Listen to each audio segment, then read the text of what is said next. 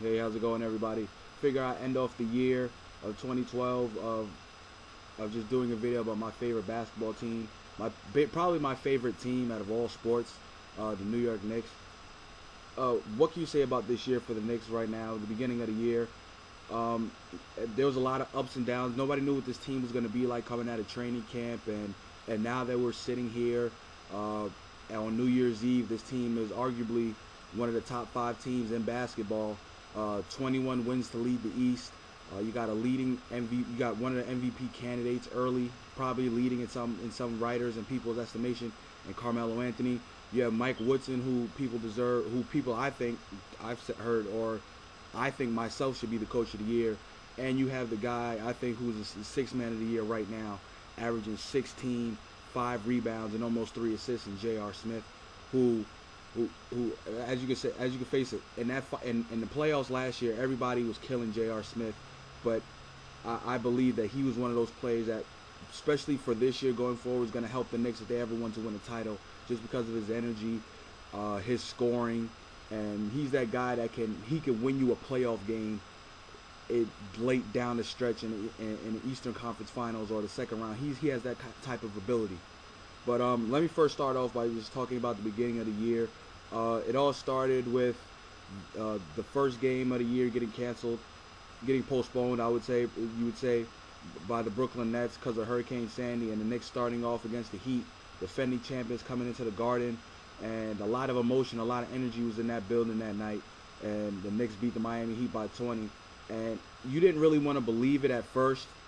But then as the wins kept coming along and you just kept seeing this team improve, and you keep seeing this team play defense, and the shot makers that they have on this team knocking down a three-point ball, with Ronnie Brewer in the beginning of the season, who's tailed off dramatically so far, who was hitting 40%, Raymond Felton, who was hitting 40%, Jason Kidd, Steve Novak, who struggled. At that point in time in the beginning of the year, our worst three-point shooter, you could say, was Steve Novak. And people think he's the best three-point shooter in the league. So when you're shooting like that from beyond the arc, making about 11, 12 per game might break the record, which I think this team can do. People say you live and die by the three-point shot, but it's not like they're contested threes, they're wide open threes. But I think that this team going forward, if they can keep shooting the way they are, and the defensive principles are there, they're set, unlike last year where you play defense sometimes. That's the one thing Mike Woodson has implemented in this team. This team will play defense, and yes, the defense has looked like it's tailed off at the end, but I think that has to do with a lack of score. That has a lot to do with a lack of practice time, especially with the way that the season was going. If you looked at the Knicks' schedule, you would say there was only 3 times where they had 2 days of rest or practice time. Other than that, since December 4th, I think it was a game, day off, game, day off, back to back. Day off, game, day off, game, day off, game. Now in this upcoming since that game against Sacramento on Friday night, now you're gonna see the Knicks have stretches of they're gonna have 3 days off. They're gonna get rest time. So things like the injury to Raymond Felton, who I think has been phenomenal for this team, and I think that the hand injuries that he sustained has really affected his jump shot. So I think that him missing probably the whole of all of January and some parts in the February, probably at the All-Star break he'll miss. I think he'll be back after the All-Star break.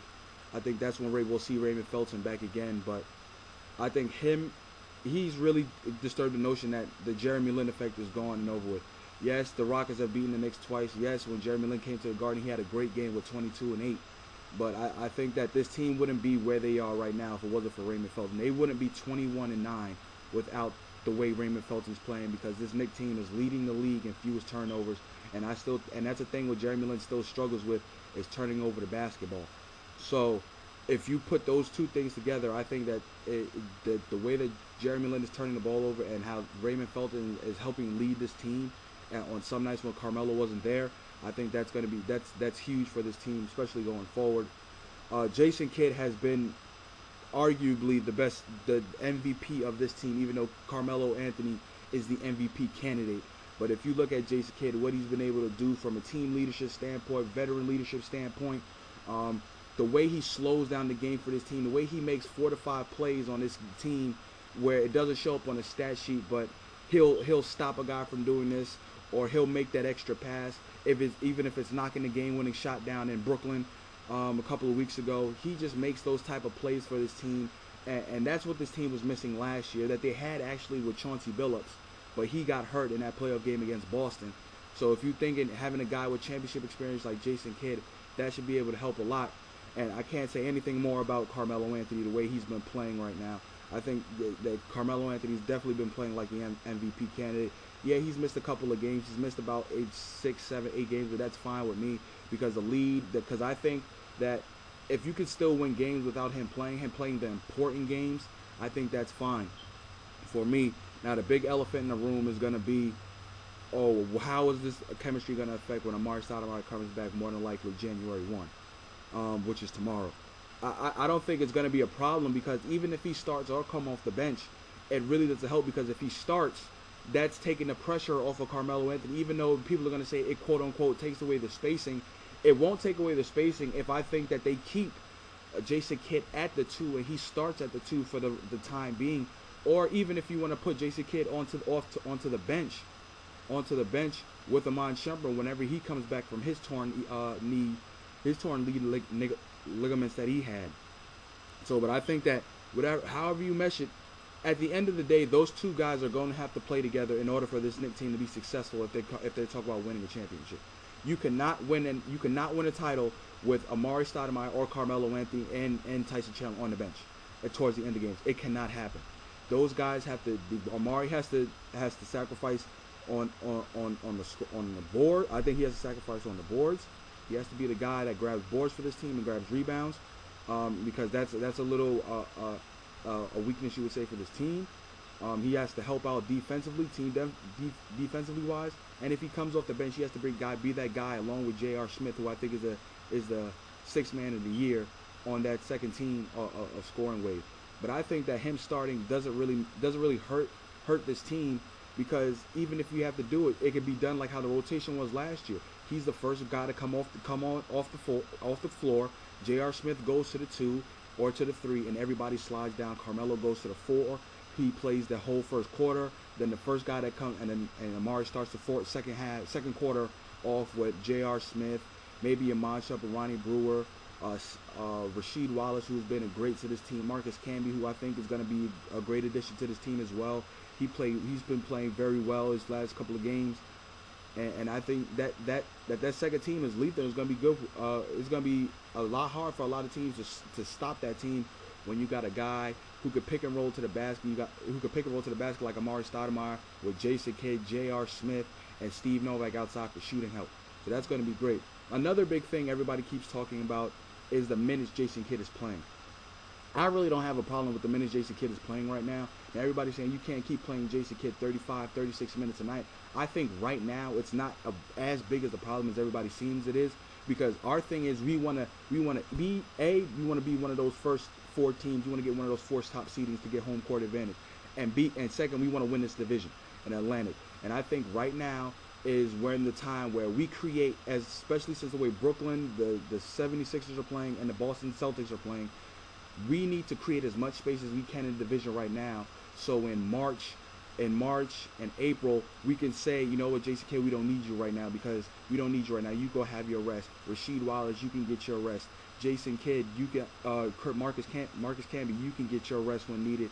And we're plugging a guy like Kurt Thomas, or plugging a guy like Chris Copeland, James White on the defensive end, who can help us out a lot. So I think that this team going forward, that the minutes for Jason Kidd is really not an issue right now in January. If Jason Kidd is playing 34, 35, 36, 37 minutes a night in end of March, April, then we have a problem here, because that's when you want your guy, you want to rest your guys. That's why you got Amon Shumpert, who's going to take a lot of minutes away, I think, from Jason Kidd, as well as I think the way J.R. Smith is going to be playing, Raymond Felton is going to be playing. But I think that the only time you're going to really need Jason Kidd is probably that second quarter, beginning of the game, or that second quarter and at the end of games.